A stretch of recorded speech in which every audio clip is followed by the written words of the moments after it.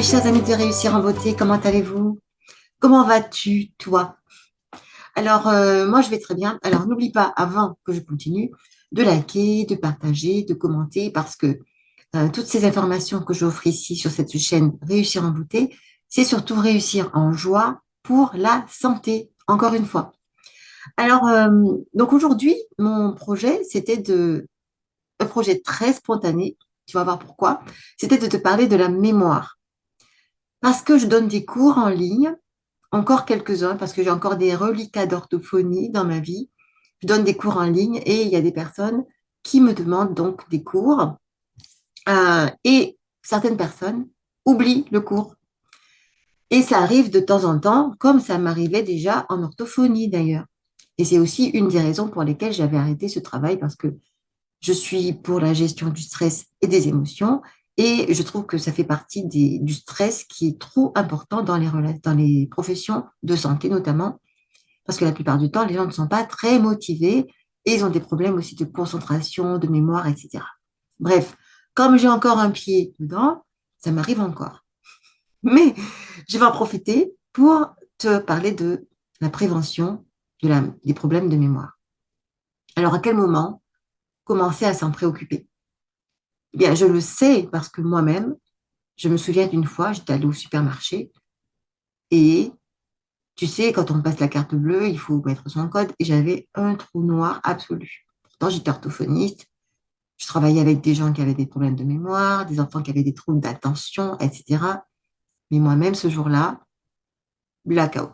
c'est ça, blackout, c'est ça. Je me rappelais plus du tout de mon code et du coup, j'ai dû laisser mes affaires sur le tapis. Alors, à quoi ça sert ce genre d'événement, ce genre de situation? Eh bien, ça sert à vous mettre la puce à l'oreille sur votre situation de santé mentale, surtout, ou de santé physique aussi, à ce moment-là. Et moi, à ce moment-là, évidemment, je me suis posée, parce que j'étais déjà quand même un peu avertie, on va dire, et j'ai compris que j'étais très fatiguée, que j'étais overbookée, peut-être très préoccupée, voilà. Donc, ce sont des choses qui mettent en lumière des choses qu'on doit travailler, qu'on doit remettre en place, qu'on doit réaligner, qu'on doit nettoyer. Et c'est pour ça, justement, que c'est à ça que servent les troubles de santé. Et, et moi, j'espère avec cette chaîne que je vais t'aider à ne pas aller trop loin dans ces troubles de santé, qui soient seulement des avertissements en vert et pas en orange, ni en rouge et surtout pas en noir. Enfin, les gens sont libres de faire ce qu'ils veulent, mais moi, voilà, c'est mon sujet. Je fais de la prévention santé à travers la gestion du stress et des émotions. Donc, on va revenir sur la mémoire. Il y a plusieurs raisons de perdre la mémoire ou d'avoir des difficultés de mémoire. Les plus simples, les plus faciles à corriger, c'est premièrement, problème de motivation.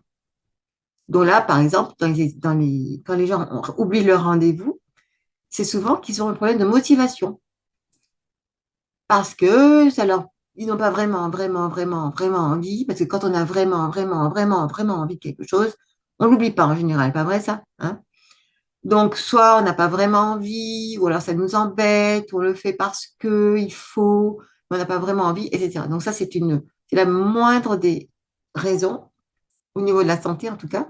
Donc à ce moment-là, à vous de poser et de dire, est-ce que j'ai vraiment envie de faire ça ou est-ce que j'ai pas vraiment envie? Parce que quand on a vraiment envie, quand on est très motivé, qu'on a de la joie à faire quelque chose, et c'est ça d'ailleurs qui va nous aider à être en meilleure santé, eh bien on n'oublie pas. Voilà. Donc deuxième cause, à mon avis, c'est justement le stress, trop de surcharge mentale.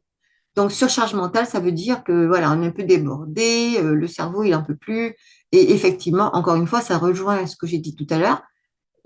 En général, le cerveau, il garde ce qui est très important et il oublie ce qui l'est moins.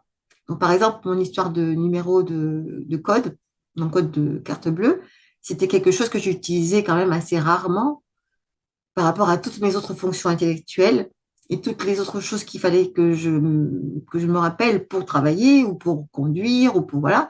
Et bien ça, c'était quelque chose qui était moins important et que j'utilisais beaucoup moins souvent. Parce que quand quelque chose n'est pas utilisé souvent, encore une fois, le cerveau, il a tendance à mettre de côté. Donc ça, c'est une raison. Donc s'il y a une surcharge mentale, hop, il y a des choses qui se mettent de côté.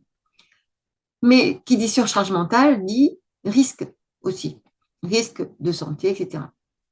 Et la troisième raison, ben, une maladie sérieuse au niveau du cerveau, parce que ça, ce sera en fait la phase 3, on va dire, des problèmes de mémoire. Si on a déjà corrigé la motivation, l'énergie, si on a corrigé la surcharge mentale, qu'on a traité le problème, qu'on s'est organisé, tout ce qui relève de la gestion du stress et des émotions en amont, parce que tout ça fait partie de la gestion du stress. Si vous pensez que c'est seulement de la relaxation ou maintenant ce que j'ai travaillé, la cohérence cardiaque, qui n'est pas du tout de la relaxation, au contraire, on en reparlera parce que bientôt je prépare une conférence. Alors, peut-être que je mettrai cette conférence en ligne, je ne sais pas encore. Mais pour l'instant, ce sera une conférence en présentiel.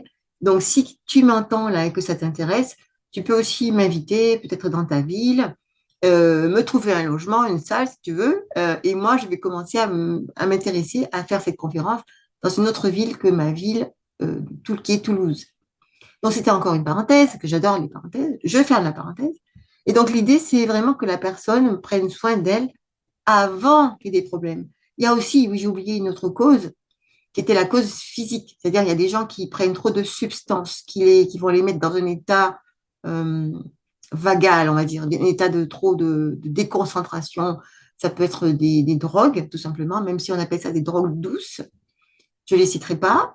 Ça peut être l'alcool aussi, tout simplement. Moi, ça m'est arrivé aussi. Je les raconte dans mon livre L'enquête de la jeunesse éternelle. Je raconte un moment où j'étais en dépression, très certainement. J'ai pas mis une étiquette dessus par le médecin, hein, mais tous les symptômes étaient là. Et je me rappelle, j'avais voulu terminer une bouteille que j'avais ouverte avec mes amis. Et elle n'était pas, ça faisait pas très longtemps qu'elle était là, la bouteille dans le frigo, mais j'ai voulu la terminer ce jour-là. Je suis allée au cinéma avec mon fils l'après-midi. Et quand je suis arrivée devant les bornes, je t'assure que je me suis fait peur moi-même. Je n'arrivais pas à trouver où est-ce qu'il fallait appuyer les boutons. Vraiment, mon cerveau était complètement embrumé. Et le pire, c'est que je suis entrée dans une salle qui n'était pas la salle du film que je voulais. Ouais, ouais. Donc là, je me suis vraiment fait peur encore une fois. Et à partir de là, j'ai compris que de toute façon, je savais déjà, mais que l'alcool et moi, ça n'allait pas ensemble. Et donc, ça fait, je crois, mon fils devait avoir, je sais pas, 7 ans. Maintenant, il a 23 ans. Donc, tu comprends que ça fait très longtemps que j'ai abandonné l'idée de l'alcool. D'abord parce que ça ne me plaisait pas à la base. J'ai toujours pris de l'alcool et après, ça ne m'allait pas du tout. Et je faisais ça vraiment pour faire plaisir aux autres et voilà, pour être comme les autres, encore une fois. Et depuis ce jour-là, j'ai dit, pop, ça suffit. Parce que d'une part, je me suis rendu compte que j'étais en train de glisser non, pas à ce moment-là. C'était bien après. J'avais déjà arrêté, mais là, j'avais repris juste parce qu'on avait ouvert la bouteille avec les copains. Et là, j'ai fait non, ok, j'ai encore bu de l'alcool, ça me va toujours pas, c'est grave, donc j'arrête complètement. Mais maintenant, c'est pas complètement parce que de temps en temps, quand je vais dans un concert, un bar, ça m'arrive de prendre un petit Monaco, tu vois, un mélange bière, grenadine, c'est pas la fin du monde. Mais voilà, je sais que c'est pas pour moi. Voilà.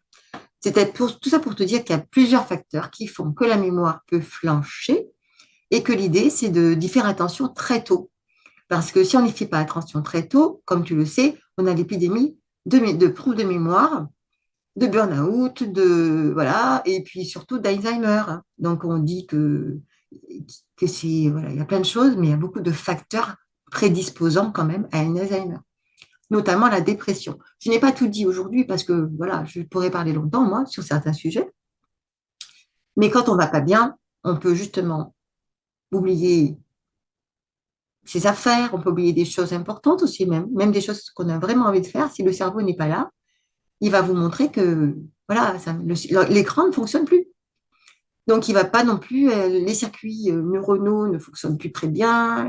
Mais si les gens font pas attention à ça et qui croient que c'est normal ou qui n'ont pas vraiment envie de se pencher sur les vraies raisons de leurs problèmes, mais ça peut perdurer. Et à ce moment-là, clac, on va vers quelque chose de beaucoup plus grave qui va devenir beaucoup plus coûteux en temps, en énergie et en argent aussi pour la personne et pour la société. Donc voilà, c'était ma petite capsule parce que on vient de me poser à la fin. Bon, ça fait pas, c'est pas trop grave parce que j'étais en train de travailler sur ma conférence justement et qu'il fait très beau aujourd'hui, que je vais en profiter. pour aller prendre le soleil, pour justement me régénérer, parce que j'ai toujours utilisé la lumière, le sourire et la joie pour me régénérer et pour rester alignée, même quand je ne l'ai pas, j'étais pas alignée.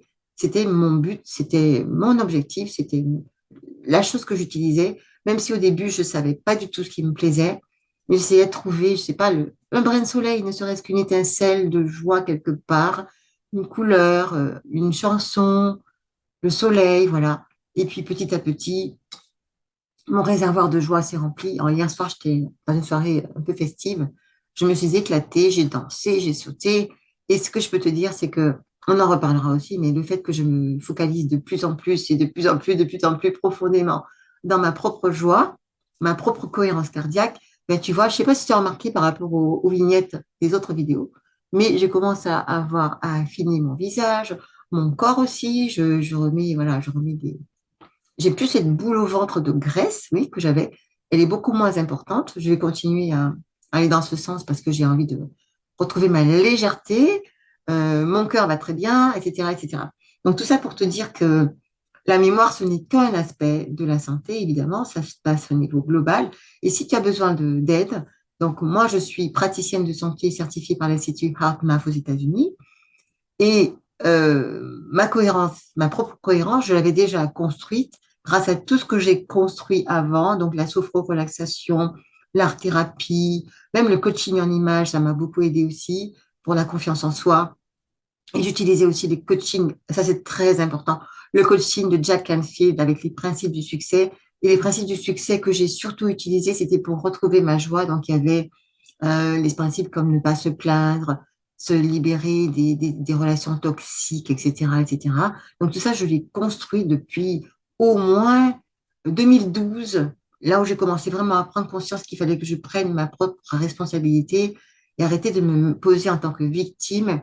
Et là, j'ai vraiment, vraiment remonté la pente, comme on dit. Et vraiment, là, je le sens, parce qu'avant, je savais pas. Même quand j'étais focalisée sur la joie et que j'en parlais, je sentais pas ce que je sens maintenant. Je sens cette légèreté, voilà, les gens m'appellent, les gens disent que je suis Madame Joie maintenant ou que j'ai l'air lumineuse, mais c'est parce que j'ai fait tout ce travail en amont. Je n'aurais pas voulu que ça prenne autant de temps.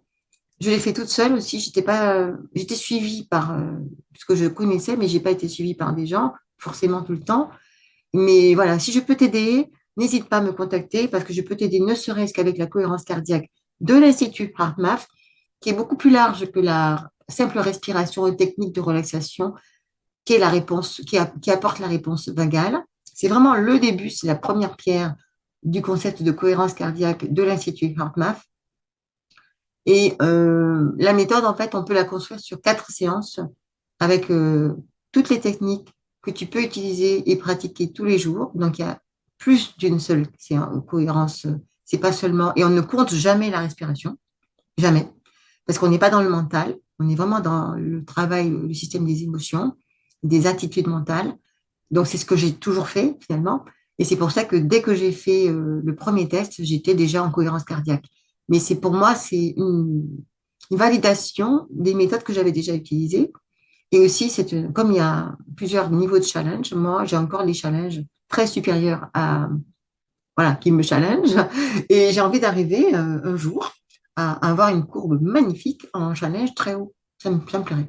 Parce que je sais que j'ai encore des choses à faire. Tu vois, par exemple, bon, j'arrête de parler parce que le sujet aujourd'hui, c'était la mémoire. Donc, fais attention à ta mémoire et n'oublie pas que c'est super important.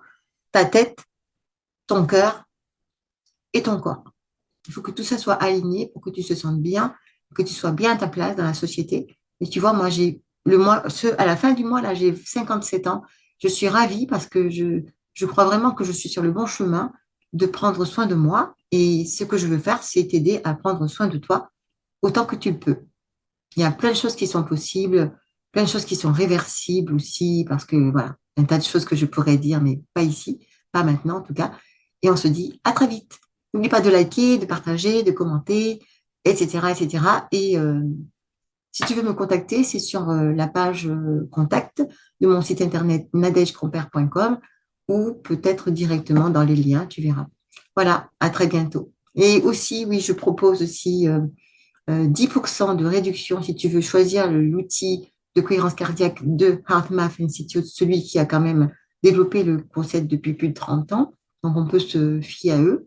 Et en plus, je donne quelques petits conseils en privé. Donc, voilà, si tu veux passer par ce lien, tu peux avoir 10% sur l'outil. Et c'est pas toujours le cas pour tout le monde. Donc, je t'ai proposé 10%. Et on se dit à très vite. Allez, bye bye.